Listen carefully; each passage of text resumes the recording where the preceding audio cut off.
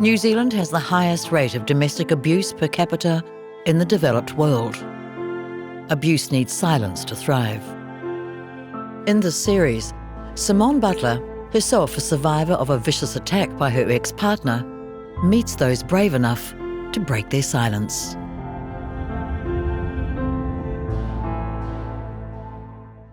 Last year, there were 53,000 women referred to refuges. For many, there is no time to pack, and they have just the clothes on their backs. Tam was one of those who found herself fleeing a relationship. When I left with my son. We had time to pack a bag each. You feel like you've lost everything. In fact, for the most part, you have lost everything.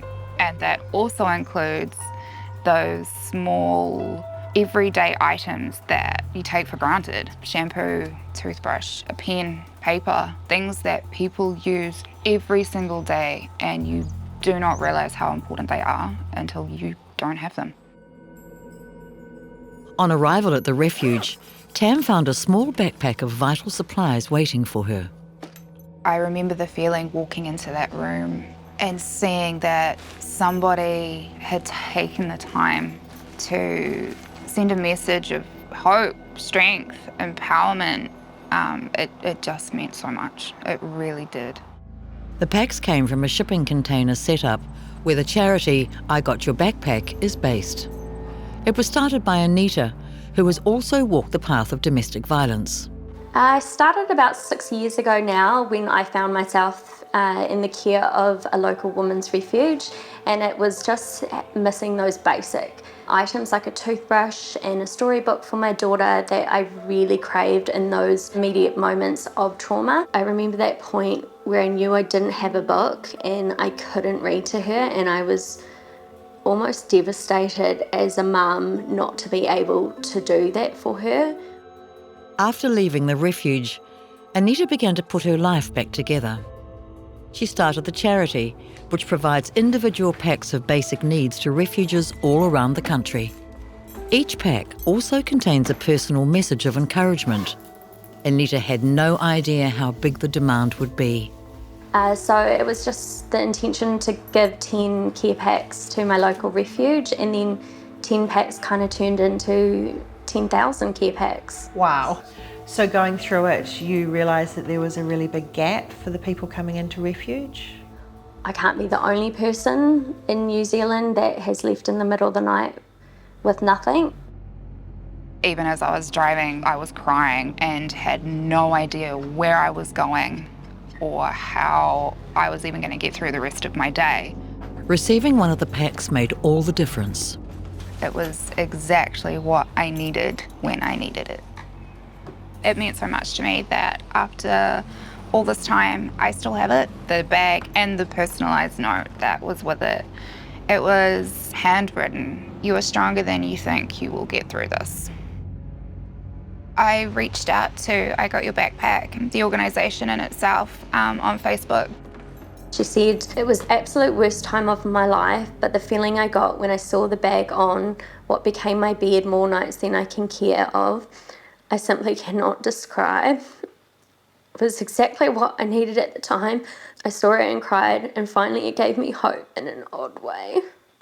I still have the bag and the note that was attached.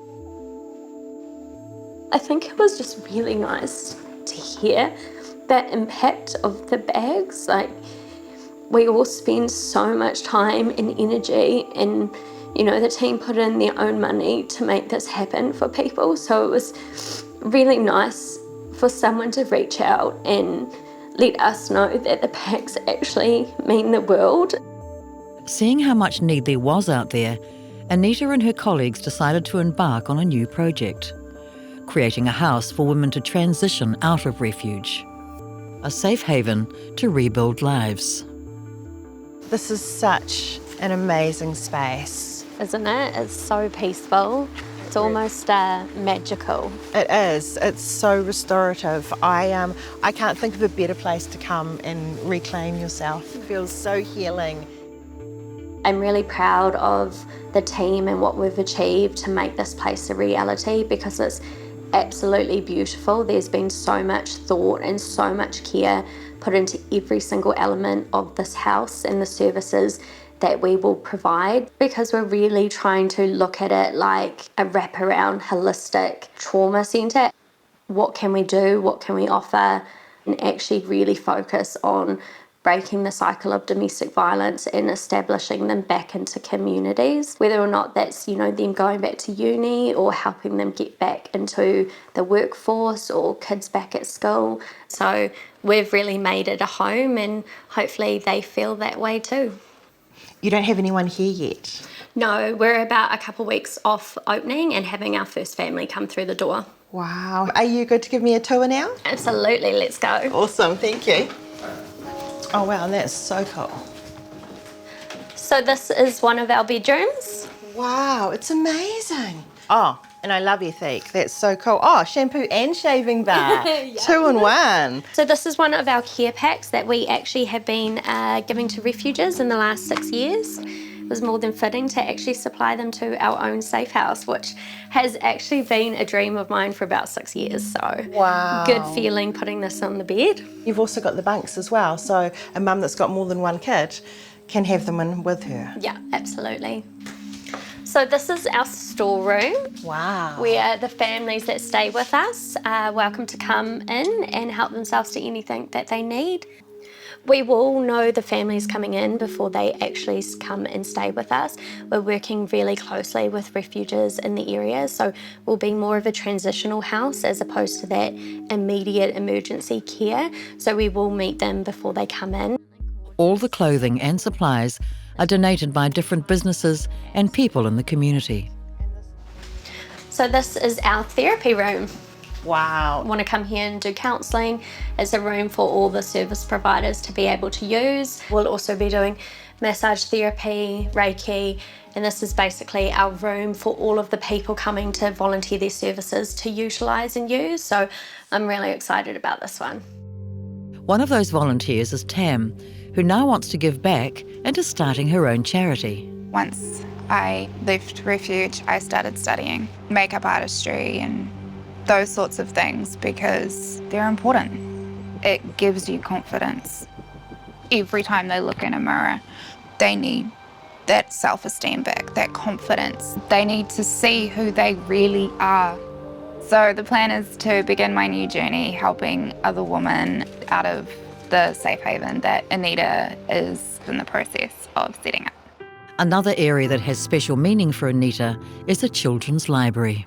And so why is having a children's library so important to you? It's nothing better than being able to pick up a book and just escape into a different world and have an adventure or, meet amazing characters. Do you enjoy reading to your child? I love reading to my daughter, and I remember just before I started I Got Your Backpack actually going through Women's Refuge, and I didn't have a book to read her, and it was just the most devastating feeling of not being enough, not being able to provide for her, not being able to look after her, and not feeling like you were a good enough mum. Dragons are really cool for kids. Oh, the pictures are neat. My daughter loves dragons. I'd spent so many years reading to her every single night, and then to just have that broken and taken away from me. I actually ended up writing a book that I made up on a napkin. 5 years later, it's now actually getting published, so I should have the hard copy in my hands really soon. That's so exciting. And are you going to put copies of those into all of the packs? I would like to, but it depends on the team, obviously. It's a collaboration between all of us, so depends if what they think of the book. It's not necessarily about the products or the toothbrush. Yes, those things are needed in those times, but I think it represents to me hope that someone out there has your back, someone's supporting you, someone cares. It's a really great feeling knowing you're providing a little bit of hope or a little bit of light at the end of the tunnel.